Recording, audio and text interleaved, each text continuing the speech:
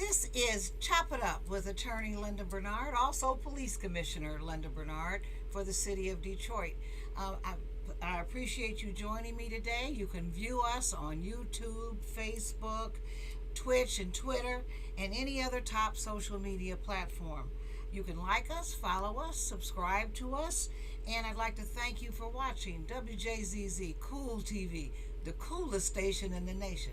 And I have with me today a obviously very beautiful woman, but beyond the beauty outside, she is, as my daddy would say, she's as pretty inside as she is outside.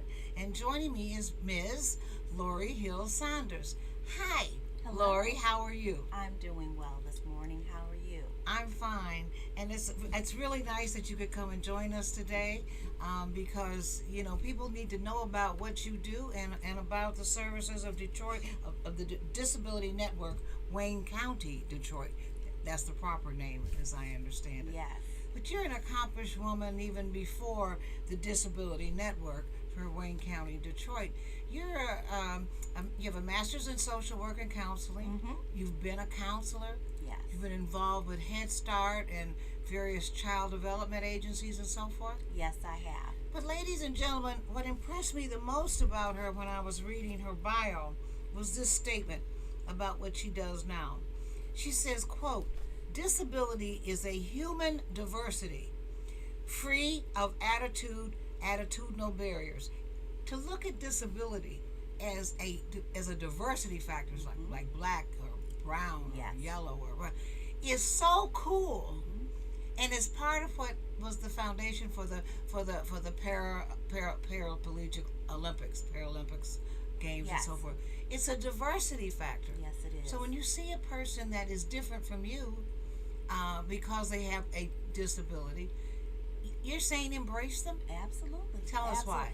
We're talking about inclusion. We're talking about accessibility, and we're talking about and the biggest barrier for individuals with disabilities is ableism. People who have that predisposed judgment or bias about people with disabilities. And once we get over that it allows us to have inclusion and diversity and accessibility as individuals with disabilities. What made you realize that or take that particular tact, if you will? Because it's unique. People don't look at people many times with disabilities as whole people. They for don't. some reason. And, for obvious reasons, there are so many individuals with invisible disabilities. Everyone that has a disability is not physically disabled. There's invisible disabilities. There's mental health issues. There are different medical conditions that can qualify you as being disabled. So it's a whole gamut of various diagnoses that are considered as being disabled, that are beyond being physically disabled. Well, the law does it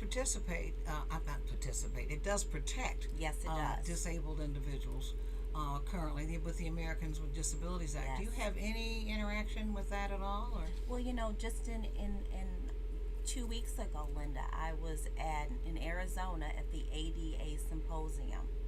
So, and that is a certification or a conference where you're dealing with individuals that are in human resources, you're dealing with people that are architects, you're dealing with people that are over parks and recreations, and the key thing is knowing and understanding what reasonable accommodations are for people with disabilities, and being able to provide those, because they need that same opportunity to work. They need that same opportunity to go to the work picnic. They need that same opportunity to ride the transit system, to go where they need to go. It's about accessibility and them being provided with those reasonable accommodations. Isn't this concept one that's unique to the United States versus other countries, let's say like China or even Russia, or I don't know? Because when I've traveled as you have and so forth, this issue of the American with Disabilities Act and this access, the no curb at the sidewalk, so you Exactly. can just keep flowing, right on up like with a walker or something. That's unique to the United States. It doesn't exist anywhere else. So many people in the world globally Right. are affected with disabilities. Absolutely. And when you when you talk about people with disabilities, one of the biggest barriers, and let me just say this, people don't realize that they are disabled until they encounter a barrier, and that's when you realize that there is a disability there.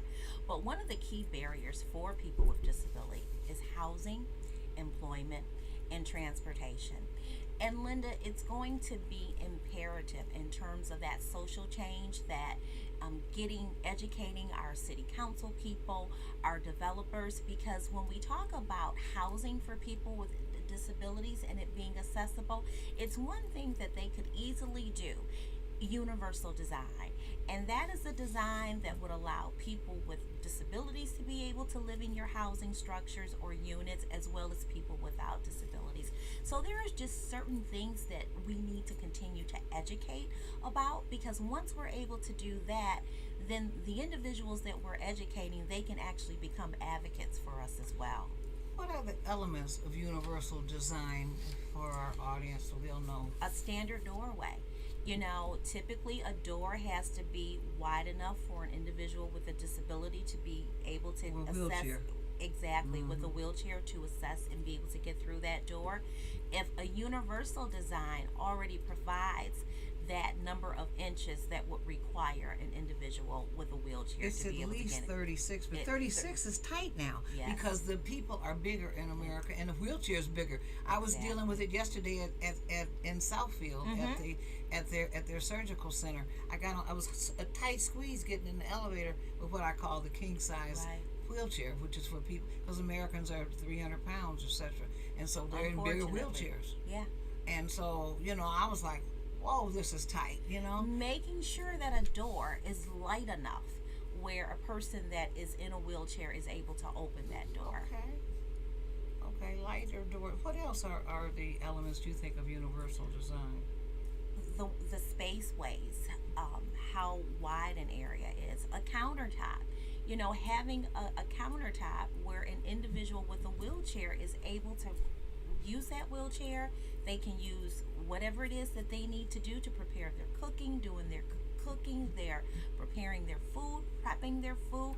Just the height of that countertop makes it accessible for a person in a wheelchair. It's interesting you say that because now sometimes when you go to restaurants or bars or whatever, they'll have that lower counter for people who, like you may be sitting up high in a chair, but then there's a lower counter for people who are In a in wheelchair. where they can order from the same, and they have the same thing, but at the casino, they have the high tables and then they have the lower tables that you can just roll up to. So that's all part of what is the focus of what you do. And I'm going to tell you something. I learned at this conference that I was at a couple weeks ago in Arizona, it's going to be very important that businesses are making their websites accessible. What does that mean? That means that people that are visually impaired, that are hearing impaired, that they're able to navigate through your website. And there are certain features that will allow them to navigate through your website and still get all the information that anyone else without that impairment or that disability would be able to access on that website. And that's going to be key. ADA is looking, and they're starting to really come down tough on that. Businesses not having websites that are ADA accessible. Wow.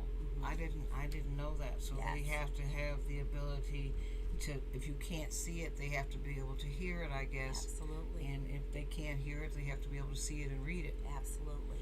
I understand now. So but the Americans with Disabilities Act only applies to certain companies, correct? You have to be over 500 employees or something That like that, is right? true.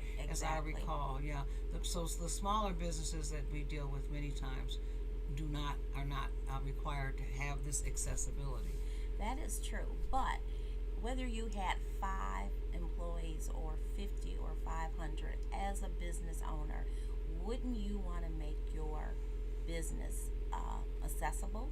And wouldn't you want to be able to provide accommodations so an individual with a disability would be able to work for you. Wouldn't that just Well, it does. It's a feel good thing absolutely. as well, because what you do makes us aware of it. Because And we're not, and when they talk about reasonable accommodations, you're not talking about things that is going to cost the employer hundreds of thousands of dollars. I was at a hotel last weekend, and when I was at the Ribs and Soul, and not only did they have to close on Sunday because they didn't have enough staff, but when I checked in under the Disability Network, I was speaking with the young lady, and she says, "Tell me more about what it is that you do."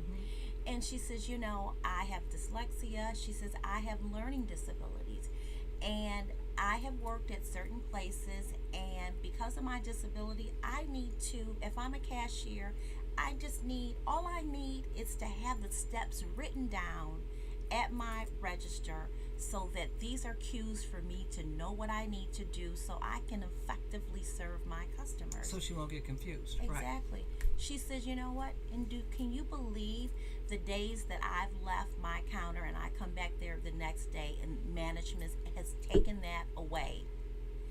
That's no cost.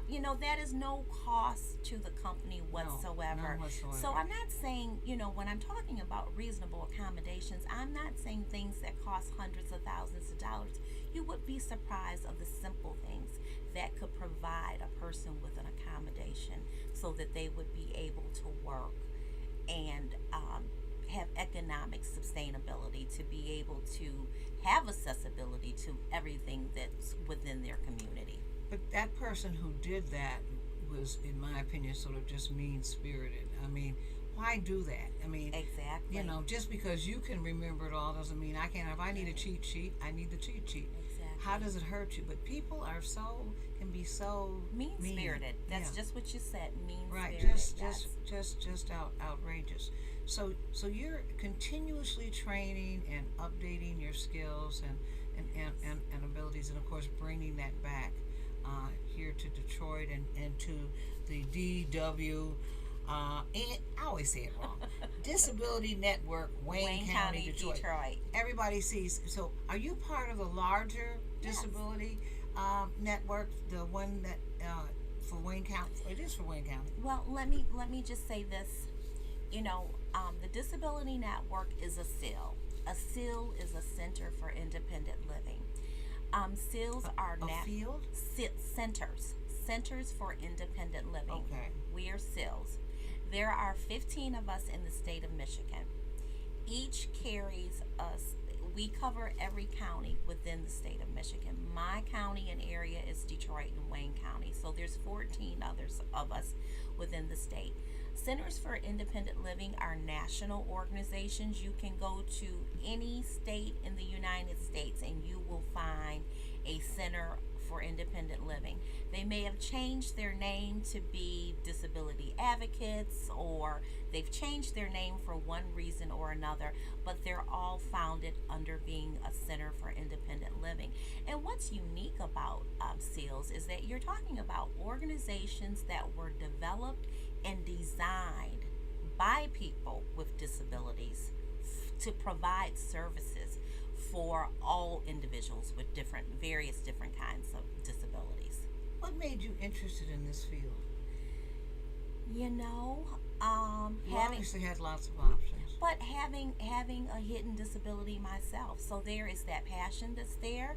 There is that peer support within a Center for Independent Living. There's core services that we provide.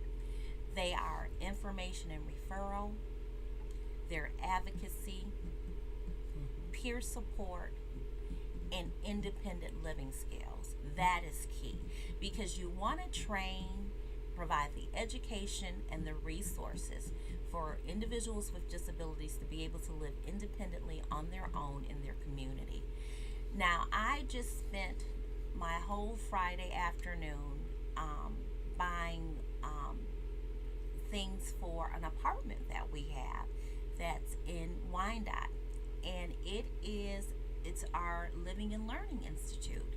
And this is an apartment that is fully furnished, and it gives a person with a disability an opportunity to find out what it is to live independently on their own. We have a full curriculum. It talks about safetiness in the home. It talks about how to wash, how to clean. We educate in terms of educational mobility training, how to cook, how to wash, how to load your dishwasher. It's a whole curriculum. That's wonderful. Ladies and gentlemen, you're listening to Chop It Up with Attorney Linda D. Bernard, also Police Commissioner Linda Bernard for the City of Detroit. My guest today is Laurie Hill Saunders from the Detroit Wayne County Disability Network. I do all that. Okay. Disability Network, Wayne County, Detroit. You have to do the acronym in the correct order. So you have this place. Do people come there and you train people how to live independently? That's what we do. The Wyandotte. We have a curriculum. It's a whole curriculum. So who has the keys? I mean, when, I'm just wondering when there's not being in training. I mean, it's all set up, And it's very nice. You can have a great party. Yeah. And then we actually bring youth there in groups to teach them how to cook, meal prepping, how to clean, how to sort their laundry, knowing that you don't just wash everything all together. There's certain detergents that you use with your whites, with your colors. There's certain temperatures. And you would be surprised.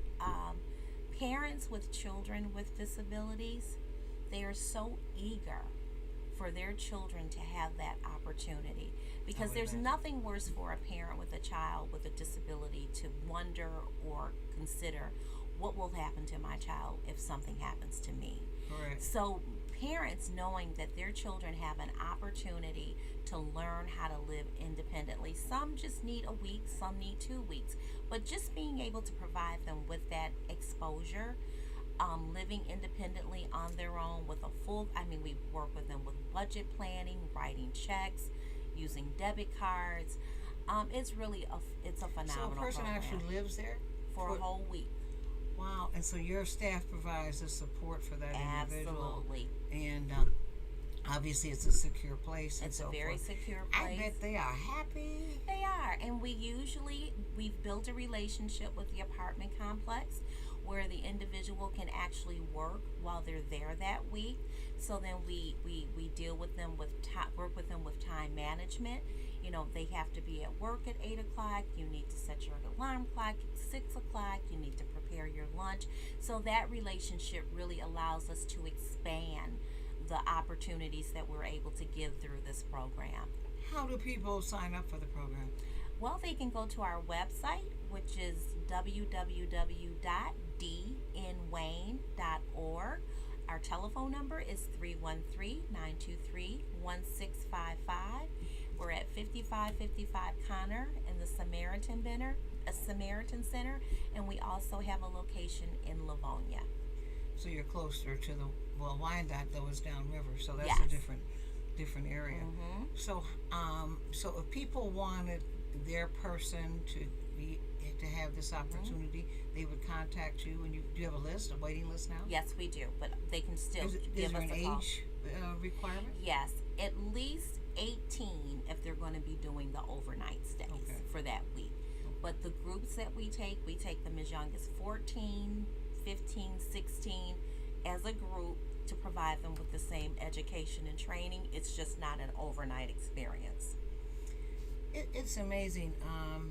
In America, we're becoming more accustomed to addressing issues with people with disabilities. I just saw a special recently, I think it was on 60 Minutes, about kids who are autistic, and the companies that hire people that are autistic, because sometimes they're extraordinarily intelligent. Right. One just had a patent made for something that he had made that's going to revolutionize technology. So you're absolutely right. In some instances, what you may feel that God has taken away, God gives you in a different way. Right. It's like Stevie Wonder. I mean, he can't see, but he hears and can hear music in his head and can create music. I mean, it just is what it is. Do you see that very frequently? Do you see people that have different gifts, although they have certain disabilities? Absolutely, all the time. And what's very important though, is the outreach that we have to do as an organization to educate corporations to know that people with disabilities can be very loyal, um, committed employees, and it's just very important. Our work as an organization is educating that workforce so that they know that that talent is there, because we know better now than any other time. Talent and the workforce has just nearly crumbled, and I feel that this has been an opportunity for me to get out, have those conversations with employers that are desperate for the workforce. Pre-COVID, I wouldn't have had those opportunities because those jobs were always filled, and people wouldn't even give me the opportunity to have a conversation with them about employing an individual with disabilities. So COVID has even brought us to the point where the employer will listen to you, advocate for people with disabilities in the workforce. Prior to that, they didn't need that because the workforce was so robust, where it's not very robust right now. Absolutely. So you will provide accommodations for that person to work for an employer. For example, if their problem is transportation, what do you do? You know, Or can you do something? well, because of COVID, we've had a new program, the No Wrong Door program, and that program was developed and designed so that people with disabilities and seniors to decrease social isolation that they all experienced during COVID. Okay. So what we do, we have transportation now, and there used to be a huge focus on if you were providing transportation for it to be specifically for medical appointments, doctor's visits. But now we're working to, in October, offer transportation that's for recreation. So if you want to go to the theater, if you want to go to the movies, or just go to visit your cousin, or it's not medical related. So that has really been kind of innovative, fun, new, to be able to provide transportation for individuals to do other things than just medical appointments. Because when we talk about wellness, it's a holistic thing. You gotta go to the doctor, but there's also those interactions and those social factors that make us well also. That's absolutely true. It's interesting that, as you say, you take a holistic approach to Right. the issue. I would never have thought of that, because ordinarily you just think you might take them to work and back, and then they gotta sit there. But that's not work. That's No, not how you're working. You exactly. really are embracing diversity, what you call human diversity. Yes. And I've never heard that term before, but it is so very, very, very true. Your agency provides a number of services. Yes.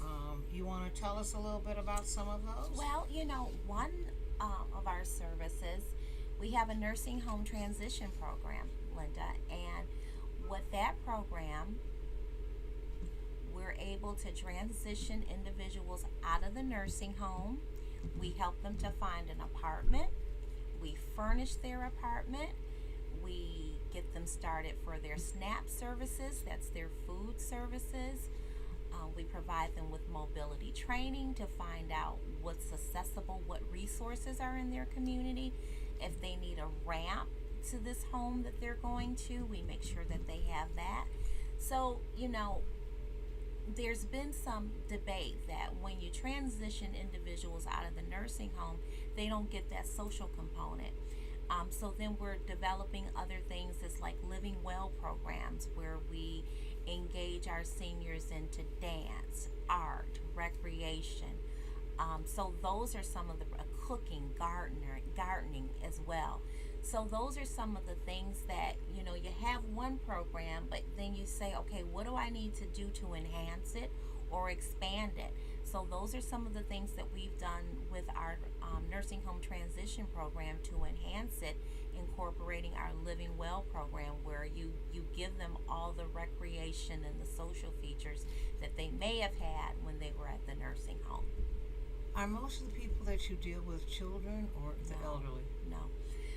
If you're talking about like the nursing home transition program, That's right. sometimes you can have, no, Linda, Really? sometimes you can have a person that's been a car accident victim. That's true. Okay, so they've been in the hospital, then the hospital takes them over to the rehab nursing facility for 3 months, 6 months, and then this person may have had employment, they may have had economic resources, but for whatever reason, during this 6 months period of time, they may have lost their home, so they may not have any place to go once they're released. So that's when we work with younger people that are totally different than you're thinking about, you know, placing a senior out of the nursing home into the community. Or a person that was born with sort of developmental disabilities. I didn't know that you took people that had been in auto accidents. Oh, yeah. I have met people who had lost Gunshot limbs victims. and people who are paraplegics, etc.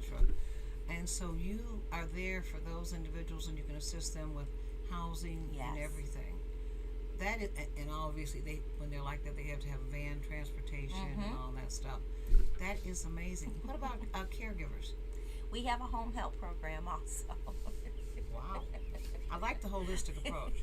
We have a home health program, and that is so that when we place a person back into the community, sometimes that person needs assistance. They need assistance so that they can live independently on their own, whether it's someone to come in and assist with washing, hygiene, grooming, whatever those things are. So we will put that home health provider in the home with that person until they're able to get their chore services started through the Department of Health and Human Services.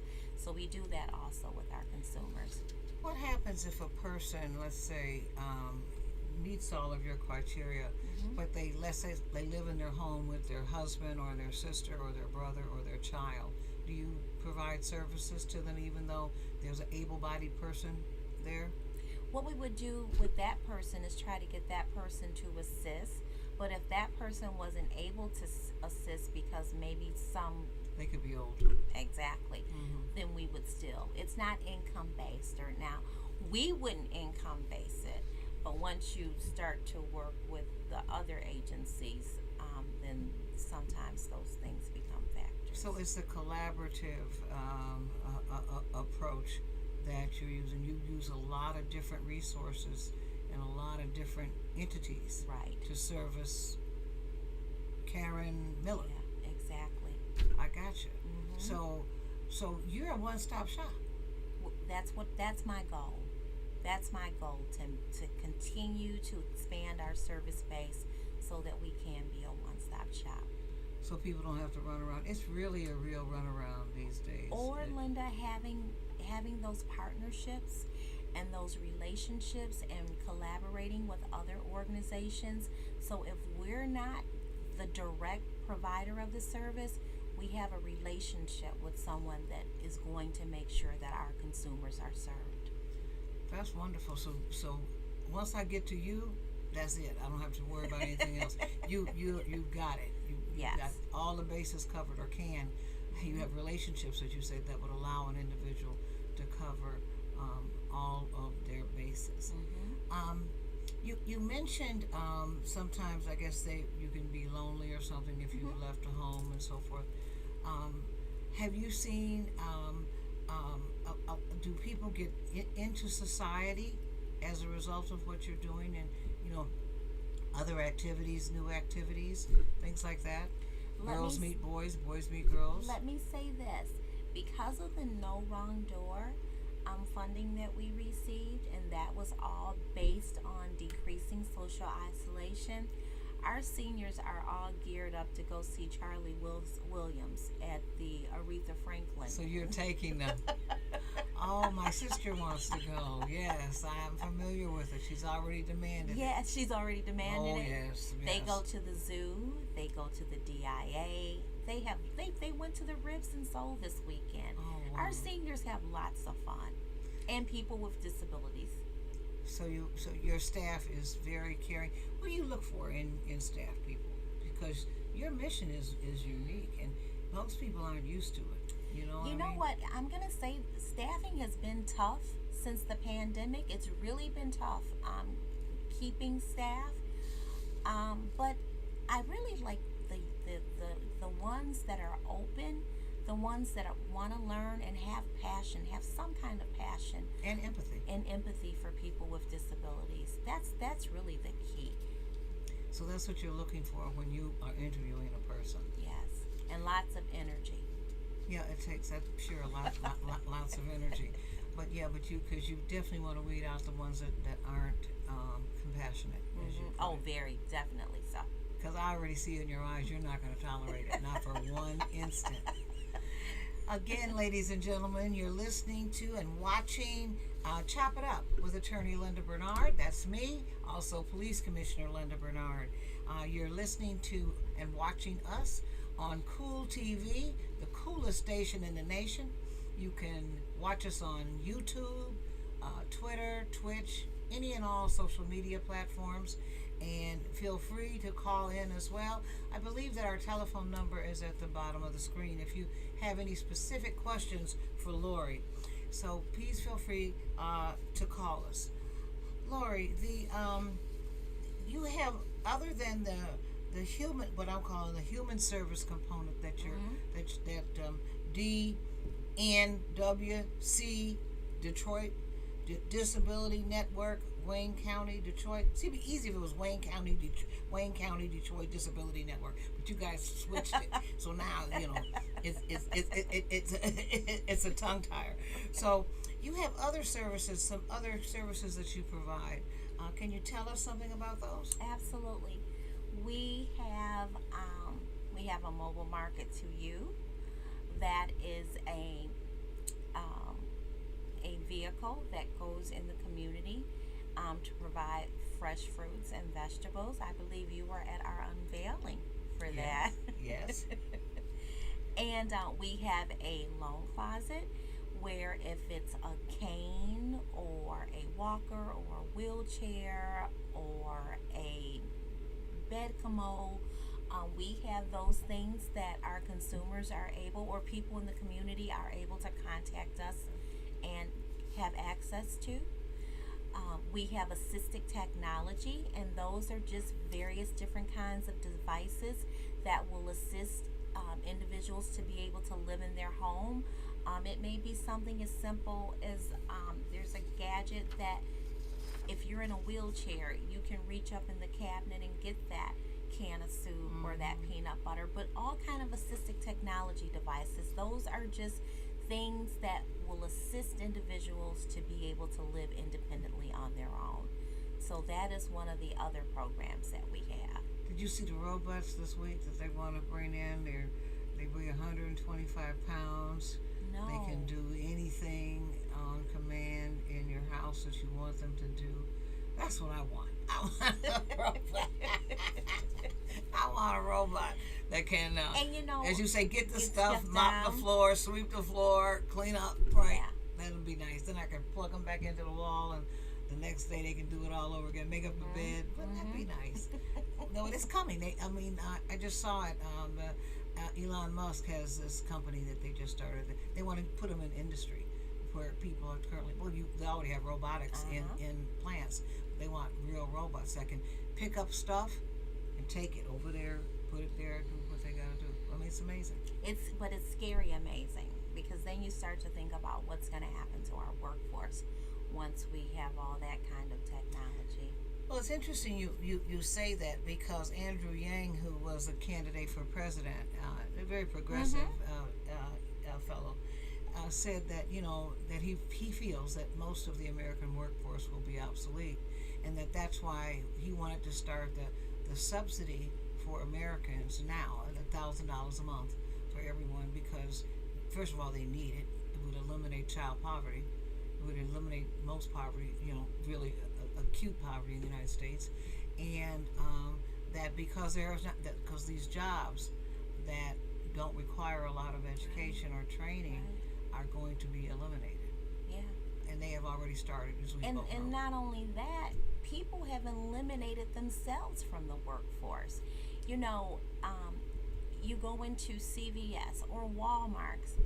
I go in there. Cashiers. I've got a basket market that is huge, and I'm just looking for whatever cashier I can find Me because too. I don't 'Cause I want don't to want a scan. bag, I don't want to and I don't scan want to and bag scan, and and I do don't all want of to do that all for that. myself. I'm paying you for this. Right. Exactly, but I think that a precedence has been set now, and I think that once the business owners are able to get through this pandemic, I think that it has set people up to not have jobs.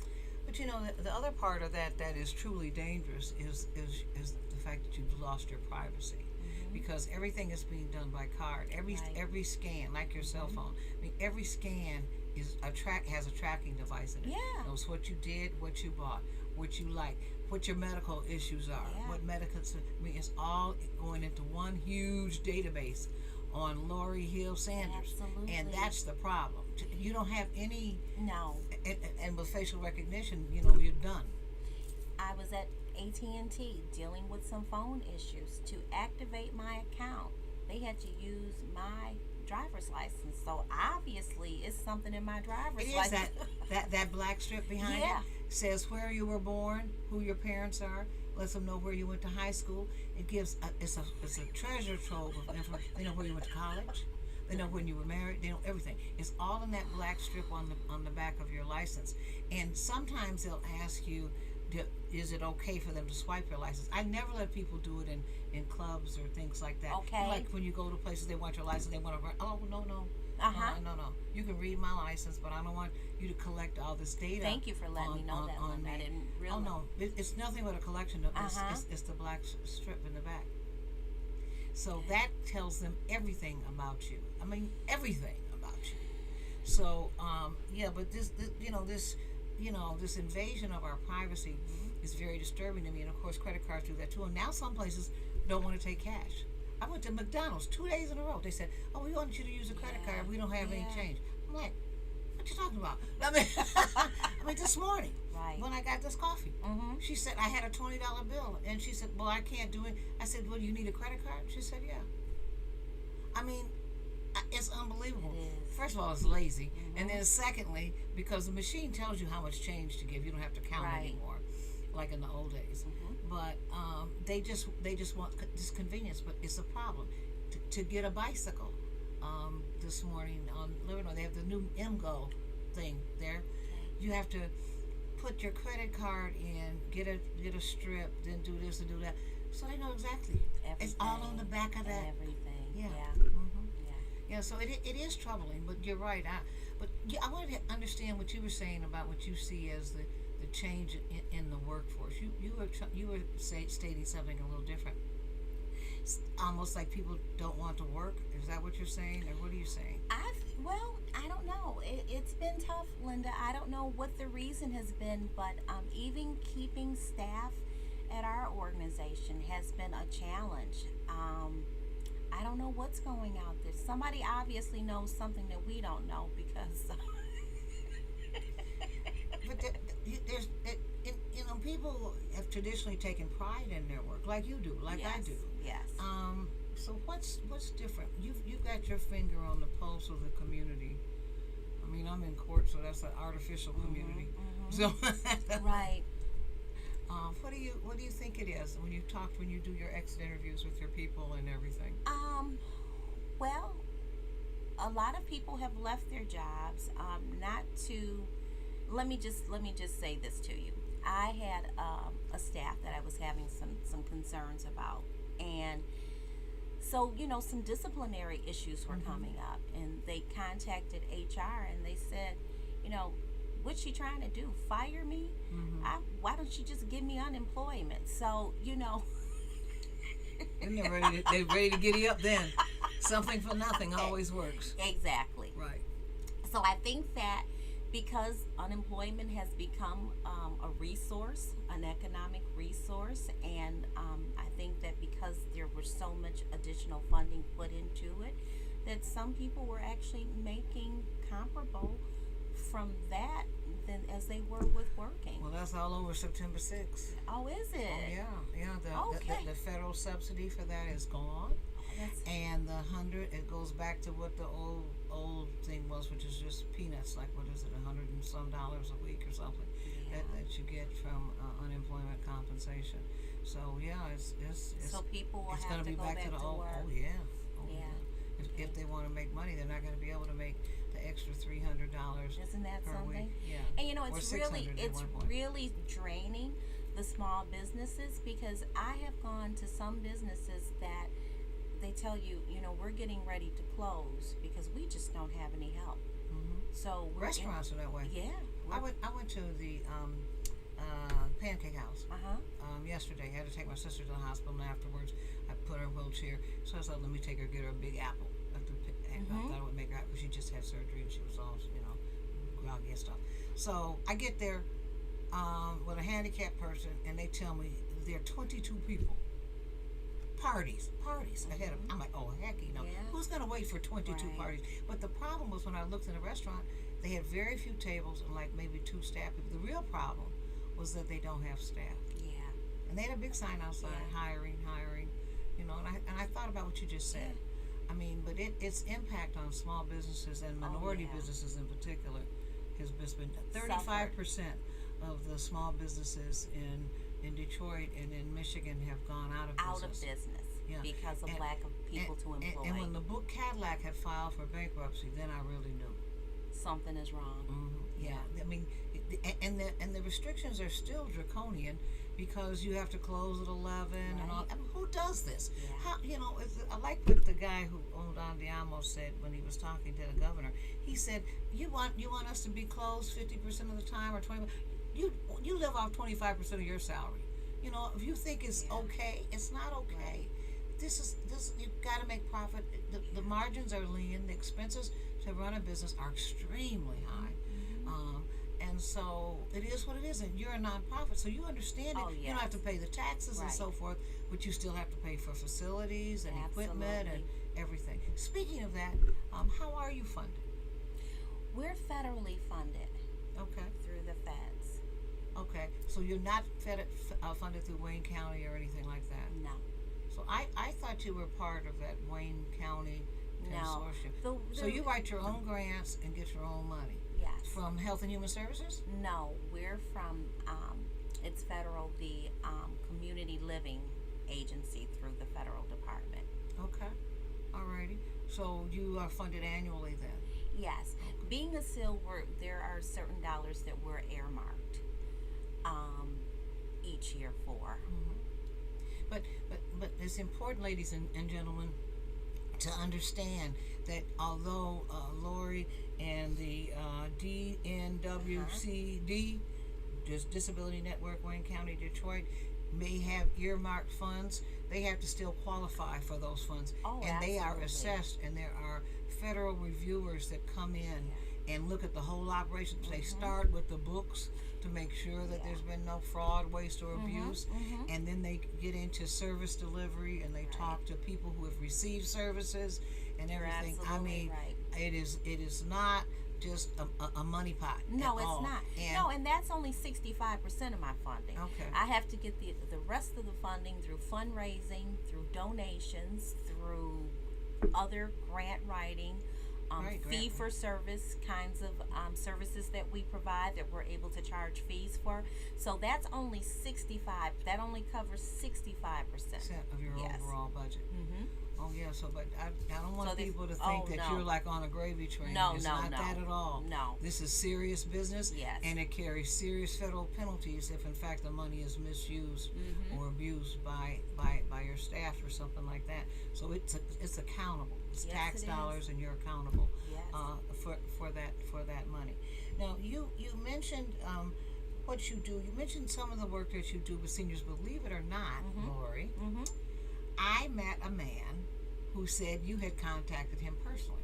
Okay. He contacted me to do his will and power of attorney and stuff like that. Matter of fact, he called me yesterday about something. He calls me all the time. But anyway, he said you came by his house and talked about he talked about you like you were an angel. He said that you came by his house and you were going to make arrangements for him to get some repairs done to the house and everything. He's like 90 years old, 89. And you were going to get some repairs done to the house, and you were concerned about him and his welfare. You came back 2 or 3 times. So I just want you to know that you have a rep in the community I didn't even. I said, oh yeah. He said she's just wonderful. The organization is wonderful.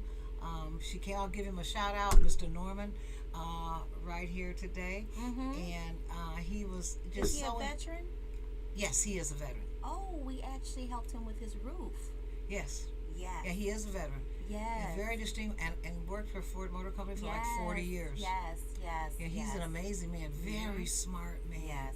It makes you realize how much talent there is in the Yes. black community. And it was overwhelming how the community contractors got involved, other organizations got involved to help Mr. Norman, and just his story was just, as the tree fell through the roof, and the city tree, and he had and this, they still haven't done the stuff they're supposed to do. he had this Michigan Basics that didn't want to pay for the work, and he was still paying his mortgage there, paying rent someplace else. It was just a mess for Mr. Norman, but it was really good how so many people, Rashida Trelab jumped in. She got involved. A contractor in the city of Detroit, Community Action Agency got involved. So I'm just very happy that we were able to get him back into his home. It's interesting that you say that. And again, ladies and gentlemen, just for a station break real quick, you're listening to and watching Chop It Up with attorney Linda Bernard. My guest is Ms. Laurie Hill, the Executive Director of Disability Network, Wayne County. You can watch us, listen to us, comment about us on Facebook, YouTube, Twitch, Twitter, etc. And you are on and watching and listening to the coolest network in the nation, WJZZ Cool TV. In terms of, it's interesting that you mentioned Rashida Tlaib and the things that she's been able to work with. Recently, I just read in the paper last week that we only had like 640,000 people in the city of Detroit. You used to be a resident. She used to be a neighbor. Now she's in the hinterlands. Go north, young lady, go north. But anyway,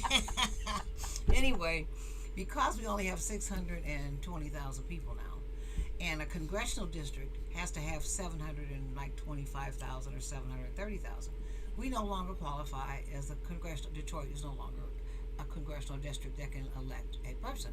So we're going to have to merge with some other community. Wow. And so the thought in Sunday's paper was that Detroit would be merging with Southfield, because many Detroiters have migrated to Southfield. It's principally a black community, and they don't want to, disenfranchise black voters. Okay. So that would mean, Laurie, that we wouldn't have a 13th and a 14th anymore. For like half of Detroit is in the 14th, we'd have one district, which would pit, which made me think about it, was what you said about Rashida Tlaib. Rashida against Brenda Lawrence for the one seat that we would have. So that's the point. And the fringe communities that are like part of the 13th, like the Grosse Points, which have nothing to do with Detroit for the most part. I mean, they're just consolidated, and there's a committee, or a commission that has been established by the governor to redraw these congressional district lines throughout the state. But it appears that Detroit will definitely lose a congressional seat. So I don't know what's going to happen. There's going to be a rumble in the jungle. Yes, it is. So, to say the least. We'll have to stay tuned. And I assume that both congresswomen, we're lucky enough to have two women as congresspersons, certainly do not want to compete against each other. Right. They want to keep that diversity factor there. Exactly. Rashida is a Palestinian, and of course, Brenda Lawrence is an African American woman. So I don't know how they're going to work this out, but that is the thought right now, that's what's going to happen. But it may not happen. They may figure it out.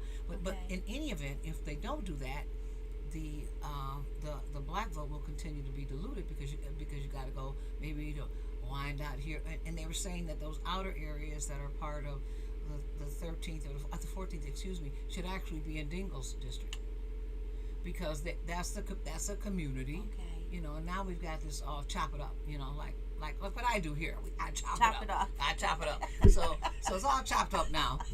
So we have to figure out what they're going to do in the future. But it's something for, I think, the community to be mindful of, and you as well, because you serve both congressional districts.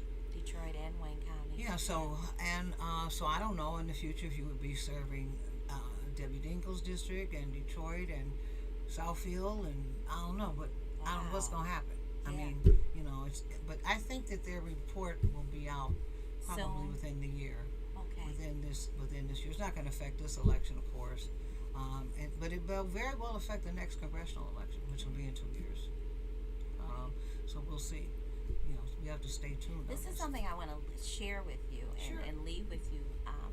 You know how important service animals are. Thank you. You know, but isn't that getting a little overused now? Everybody has on the airplane. They've all got everybody's got a service parakeet.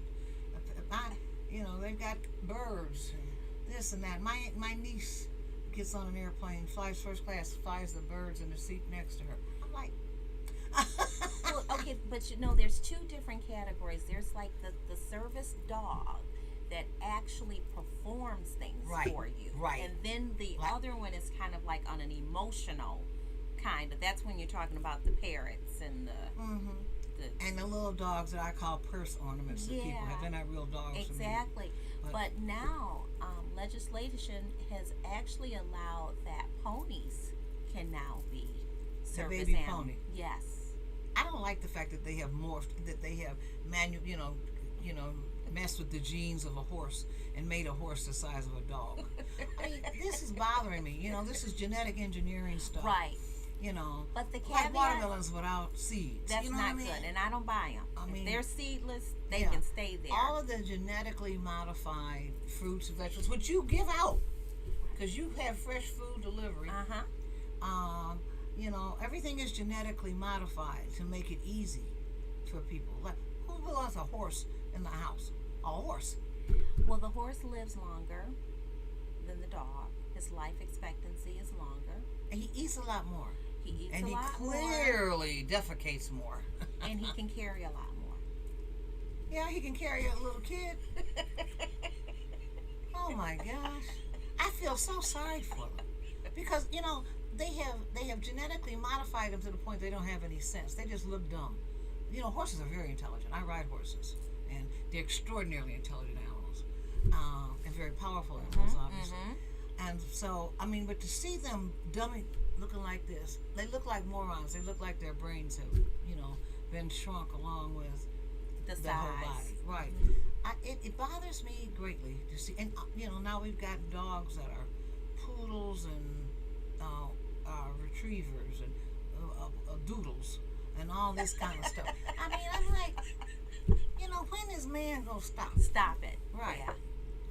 So anyway, ladies and gentlemen, I think it's time for us to wrap up. I have truly enjoyed my discussion today with Laurie Hill Sanders, who is the executive director of the Disability Network, Wayne County, Detroit. You've heard about her services.